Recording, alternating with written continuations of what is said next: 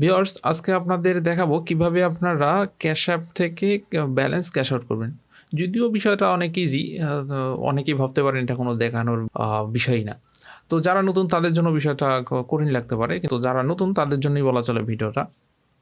তো ভিডিও শুরুতে আপনি যদি আমাদের চ্যানেলে নতুন হয়ে থাকেন তাহলে এখনই কিন্তু আমাদের চ্যানেলটি সাবস্ক্রাইব করে নেবেন এবং পাশে থাকা বেল বাটনটি অবশ্যই অন করে দিবেন, যাতে ভিডিও আপলোড করার সাথে সাথে আপনারা নোটিফিকেশন পেয়ে যান। Let's go. তো ভিউয়ার্স, আপনারা স্ক্রিনে দেখতে পাচ্ছেন আমি কিন্তু অলরেডি ক্যাশঅ্যাপ অ্যাকাউন্টটা লগ ইন করে রাখছি। তো দেখেন এই যে ক্যাশঅ্যাপ অ্যাকাউন্ট, তো এখান থেকে আপনি দেখেন এই যে ব্যালেন্স দেখতে পাচ্ছেন, আপনার যে ক্যাশঅ্যাপের যে টোটাল ব্যালেন্স সেটাই কিন্তু এই সেকশনে শো করবে। তো এখানে ট্যাপ করতে হবে আপনাকে। তো এখানে ট্যাপ করলে দেখেন এরকম দুইটা অপশন পাবেন, একটা হচ্ছে অ্যাড ক্যাশ আর একটা হচ্ছে ক্যাশ আউট।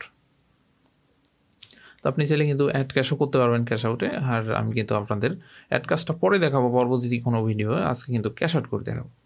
তো কার্ড অ্যাড করব। তো কার্ড অ্যাড করার জন্য আপনার যদি অলরেডি কোনো কার্ড অ্যাড থাকে সেক্ষেত্রে আপনি কিন্তু সেই কার্ডে ট্রান্সফার করতে পারবেন, আর যদি না থাকে সেক্ষেত্রে কিন্তু আপনি ডাইরেক্টলি ক্যাশ আউট করার সময় অ্যাড করতে পারবেন ক্যাশ কার্ড। তো অ্যাট ফার্স্ট দেখাই আমি এই যে অ্যাকাউন্টটায় কিন্তু লিঙ্ক আপ করা নাই। তো আমি ডাইরেক্ট লিঙ্ক আপ করে ক্যাশ আউট করে দেখাবো আপনাদের। তো দেখেন এটা ক্রস করে দিলাম, ক্রস করে ধরে এখানে আসলাম। তারপর দেখেন এখানে এই যে ক্যাশ আউট অপশনটায় ক্লিক দিব। তো এখানে ক্লিক দেওয়ার পর টোটাল অ্যামাউন্টটা দেখাচ্ছে এবং ফি দেখেন এখানে ইনস্ট্যান্টলি ট্রান্সফার করলে কিন্তু এখানে ফি কাটবে।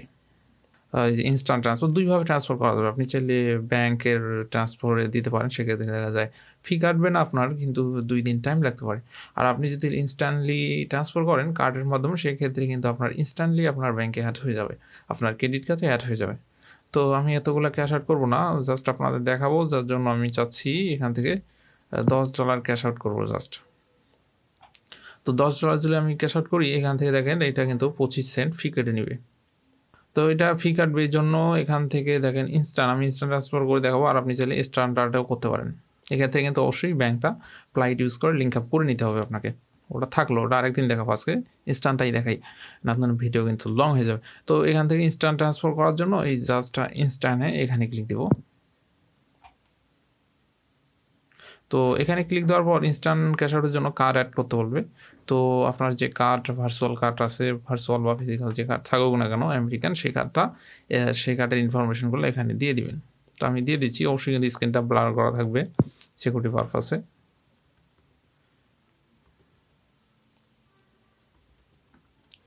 তো দেখেন এটা কিন্তু সব ইনফরমেশন আমি দিয়ে দিছি। দেওয়ার পর এখানে এই যে লিঙ্ক কার্ড, এখানে আপনাকে ক্লিক দিতে হবে। তো এখানে আমি ক্লিক দিয়ে দেবো। ক্লিক দিলে কিন্তু অটোমেটিক্যালি কার্ডটা লিঙ্ক হয়ে ক্যাশ আউট হয়ে যাবে। ওকে, লিঙ্ক কার্ড। ওকে, তো দেখেন এটা কিন্তু সাকসেসফুলিভাবে ট্রান্সফার হয়ে গেছে এবং ডলারটা কিন্তু আপনাদের কার্ডে অ্যাড হয়ে গেছে।